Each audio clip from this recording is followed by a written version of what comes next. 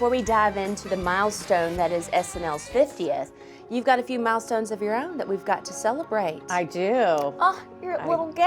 I have a little gal on the way. Oh I'm just hope it's like we just have to get through this weekend, and then she can do whatever she wants. Yeah, right? She's welcome to come early. I'm okay if this pushes me into early labor. And it quite possibly You might. know, it might. I'm could assuming. have another history-making moment at SNL over the weekend. Who That would knows? make great live television. Wouldn't Lauren wouldn't hate it. You also celebrated your birthday. Yes. So happy belated. Thank you. What was it like having the joint baby shower birthday celebration? Best birthday I've ever had. We got 140 some people came in because it's my first baby. I'm 41, IVF, you know, not a thing I was sure was going to happen in my life. So what a thing to celebrate. Let's get to the 50 years of Yes. SNL. What an incredible milestone. And you were a part of this historic, iconic show. Yeah. What does that truly mean to you? I don't even quite know. I mean, being there the first day, getting there, seeing your picture on the wall with all of these people is a huge deal. Hearing Jimmy Pardo say my name the first time, Cecily Strong. that was a huge deal. You were on SNL for over a decade, making you the longest running female cast member on the show. How do you keep up the stamina, the endurance? I mean, the show is fast paced, week after week. How did you do it for so long? I don't know. I don't sleep well, but I think that's going to prepare me for motherhood. I was 28 once. That's when I started the show. It was just, there's so much anxiety, but again, it's so exciting, and the disappointments, which are like huge and feel epic that week. Your thing gets cut and you're like crying dressed up as a banana or something in the hallway. But then then it's the next week all of a sudden. So it's fast paced. And I was definitely like ready to go when I left. And once kind of my group of people, once it stopped being like my friends after the show hanging out in the hallway, but it's the greatest years of my life. I'm here to say goodbye. Colin, don't you think I forgot about you? Here's a picture of you and me doing an update together. I remember your final episode and just seeing the cast. I mean, Colin looked broken. My brother, yes. You two together, whenever you would do the weekend updates and coming in as whomever you were, I mean, it was just genius. And we rode a lot together and had a lot of fun. For a one-dimensional female character, I hear you're actually a pretty big football fan. I know. It's pretty confusing, right? I'm a girl, but I'm also hot. The girl at a party has always been just Colin and I. The girl you wish you hadn't started a conversation with at a party. You think you are, Seth? Because guess what? You're not. Girl at a Right, party. right. Where did girl at a party come from? She's everywhere. Isn't Turns she? out.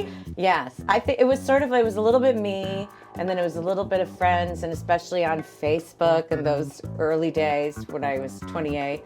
Fortunately, everybody seems to know this girl. Oh, without a doubt. And Without a still doubt. does. Oh, down to the castle, turn left at the castle, you'll see another castle. You were a part of a cast who included Kate McKinnon, Adie Bryant, Kenan Thompson. What are some of your fondest memories with those folks on the show? I feel so lucky. Adie and Kate was such a strong sisterhood. That group of women was really empowering to be part of.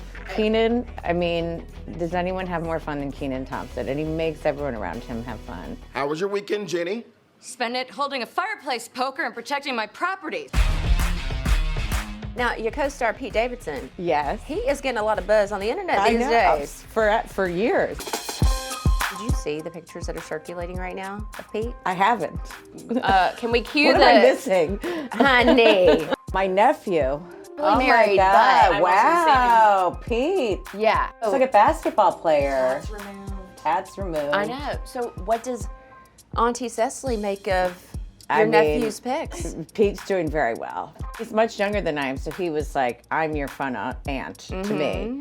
But if I were 25 when he started the show, I would have had a crush. All right, let's talk about your sketches and characters. What are some of your favorite sketches and characters that you've done over the course of your run at SNL?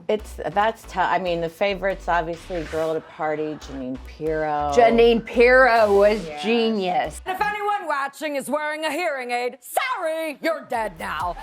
She had one volume, you know? Yelling at a waiter. So good. How do you dive into those impressions and prepare? And I mean, Janine, Melania, those are some wildly popular ones. Yeah. Oh, come on, Melania. Practice your happy face. How do you mimic these people so well? You know, I watch a lot of bad TV. I watch a lot of YouTube clips, and then sit a lot of nights sitting by myself, like doing Sofia Vergara's. I love Minions, the little yellow guy. They are so funny, you can't understand nothing they say. I'm not necessarily an impressions person, so there was a lot of like sitting at night for hours when I'm home on a Wednesday. It was where the anxiety pays off. You can't sleep, so it's like, let me just talk to myself. And just practicing and trying to get your voice a certain way and recording it and listening back. You're just unreal. You're wildly talented. Wow, okay, thank you. You're welcome. I'll take it. It's a So, dream. I yeah. mean, that's like, that's the most fun job I could ever think. I don't think any job could be as fun. I hope that there is one out there, but I don't know what it would be that was as fun as SNL. What would you say was one of the most challenging aspects of doing SNL? Certainly the pace, and just, you know, sometimes if you had a full show and there's something that you really wanted to get right, sometimes you just can't get things right. Yeah. That's tough. And then I remember my first year I played the sign language interpreter for the governor during Hurricane Sandy. It was like, I wanted to get the sign language right. Right. Thank you, Lydia, for your pizzazz.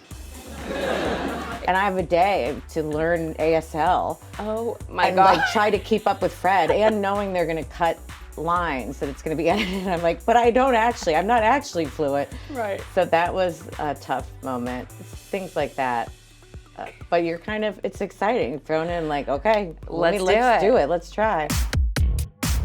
How do you think SNL has evolved over the years to keep that staying power, to stay relevant? Look, they're at 50. I have no idea the actual magic behind it, and so the easy answer is just Lorne. Lorne is the magic behind it. He's very involved. He's involved with every casting decision. He's the last yes or no. How could you see it evolving over the next 50 years? I have no idea Really? because of that, because of Yeah. the Lorne of it all. Yeah. Lorne will just have to live another 50 years. If you had the opportunity to go back one more time, one more episode, what sketch, what person would you like to bring to that episode? Well, hopefully she might be there on Sunday. I don't know, Who though. might Knock on she wood. be? I don't want to jinx anything. Yeah, Cecily is among the many cast members to take part in SNL 50, the anniversary special, airing live Sunday on NBC and Peacock. So give us a little tease, a bit more of what's to come with this live special celebrating 50. I know as much as everyone, I think. Everybody's jittery. It's also, I think, it's going to be so exciting to see everyone, and that'll, I think, take away all the other jitters. I think I might have a dressing room next to Cher. Girl. What a thing to say. What does one say? That's the line I would write as a joke. I mean, have you ever played Cher on the show? I've not on the show. Oh my God, could you imagine? In my real life, Yeah. I like to play Cher a little bit every day, I would hope. What are you hoping your legacy will be? I hope, more than anything, I would hope that the people I worked with feel like I was always kind to them, that I was a generous person to be around, because that was always like, I can't control anything. I can't control what's going to be cut. I can't control if an audience likes this thing or not. I can't control what people may say online, but I can control how I treat other people. And if that's the one thing I can leave this place with, that I always, no matter what, if I treated people well, then I feel like I did it the best I could.